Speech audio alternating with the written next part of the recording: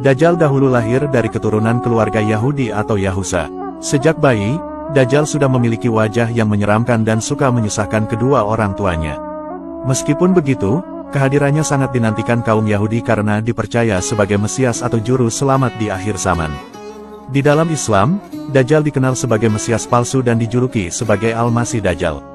Kata Al-Masih sendiri berasal dari bahasa Ibrani yang berarti keberkahan yang diberikan kepada para nabi atau orang yang meniadakan kezaliman dan memberikan petunjuk untuk manusia. Namun, makna kebaikan pada Al-Masih ini hanya diberikan kepada para nabi seperti Nabi Isa alaihissalam. Adapun gelar Al-Masih pada Dajjal memiliki arti terhapusnya keberkahan darinya, dan sebab dia adalah seorang Mesias palsu. Dajjal bukanlah berasal dari bangsa jin ataupun makhluk lain, tetapi ia adalah manusia yang ditangguhkan ajalnya seperti halnya Nabi Isa alaihissalam. Dahulu, Dajjal lahir di negeri Samirah atau Samaria, yaitu negeri kecil di Palestina yang merupakan warisan dari Nabi Sulaiman alaihissalam. Negeri Samirah ini berasal dari nama seseorang dari Bani Israel yaitu Musa Samiri yang berprofesi sebagai pembuat berhala sapi emas. Musa Samiri dulunya adalah pengikut Nabi Musa alaihissalam yang kemudian sesat, dan selanjutnya menjadi tokoh kafir yang disebut dalam Al-Quran. Dajjal lahir dari seorang ayah dan ibu keturunan Yahudi yang mandul selama 31 tahun dan tidak dikaruniai anak. Barulah setelah itu kedua orang tua Dajjal bisa mengandung dan melahirkan bayi Dajjal. Ketika lahir, Dajjal menjadi anak yang paling menyengsarakan kedua orang tuanya. Hal ini sebagaimana digambarkan oleh Rasulullah. Rasulullah bersabda, ayah dan ibu Dajjal itu melewati pernikahannya selama 30 tahun tanpa melahirkan satu anak pun. Kemudian, lahirlah dari mereka seorang anak laki-laki yang buta sebelah matanya. Ia menjadi orang yang paling berbahaya dan paling sedikit manfaatnya bagi kedua orang tuanya dan bagi umat manusia. Kedua matanya tertidur tetapi hatinya tetap terjaga. Dikisahkan, keluarga Dajjal yaitu ayah dan ibunya adalah para penyembah berhala. Mereka menyembah berhala berbentuk sapi betina.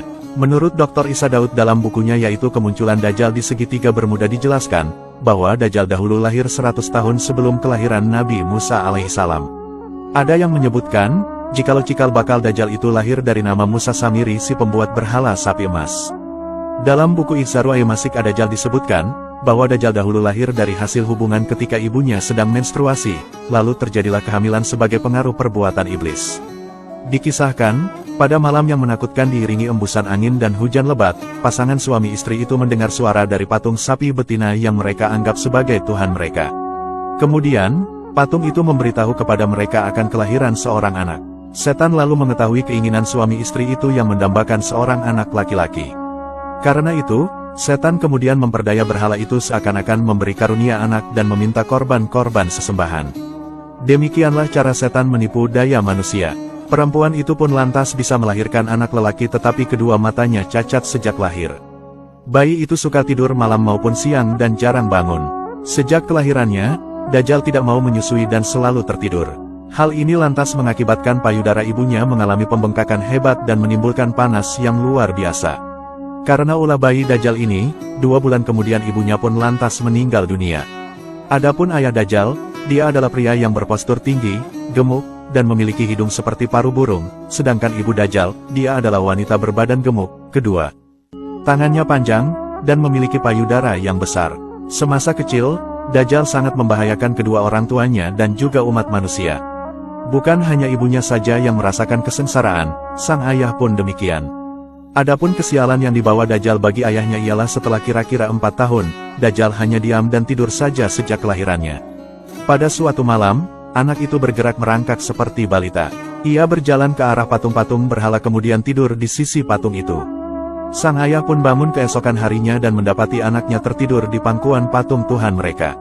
Ayahnya lalu memanggil tetangganya dan berita itu menyebar luas hingga penduduk sekitar berbondong-bondong datang untuk menyaksikan hal tersebut. Kemudian, hakim kota mendengar dan ingin memiliki anak itu yang dianggap dapat membawa keberkahan. Selanjutnya, diutuslah mata-mata untuk membuat siasat, di mana ayah Dajjal dibawa untuk menghadap kepada hakim kota dan dipaksa untuk mengaku bahwa kabar berita itu adalah hasil rekayasa dirinya semata.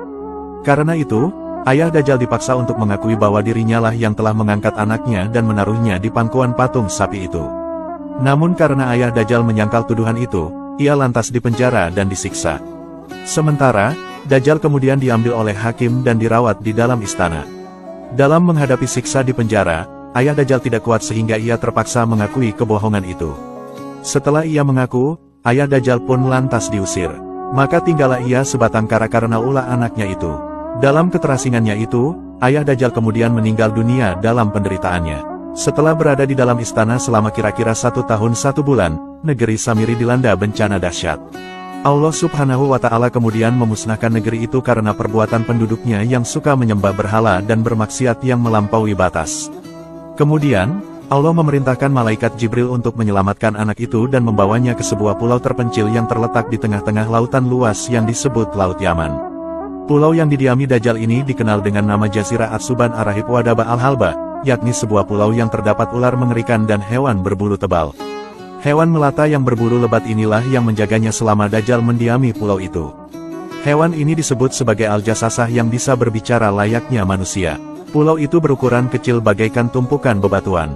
Pulau itu terpisah dari gugusan pulau-pulau yang banyak jumlahnya. Di sana, Dajjal sepanjang hari dan sepanjang tahun selalu tidur layaknya penghuni gua. Kelak Allah Subhanahu wa Ta'ala akan membangkitkan dan membebaskan Dajjal dari pulau misterius itu menjelang hari kiamat nanti. Selain itu, Dajjal adalah seorang manusia pendusta dan penebar fitnah terbesar yang akan muncul kembali di akhir zaman, dan peristiwa ini menjadi salah satu tanda-tanda besar menjelang datangnya hari kiamat.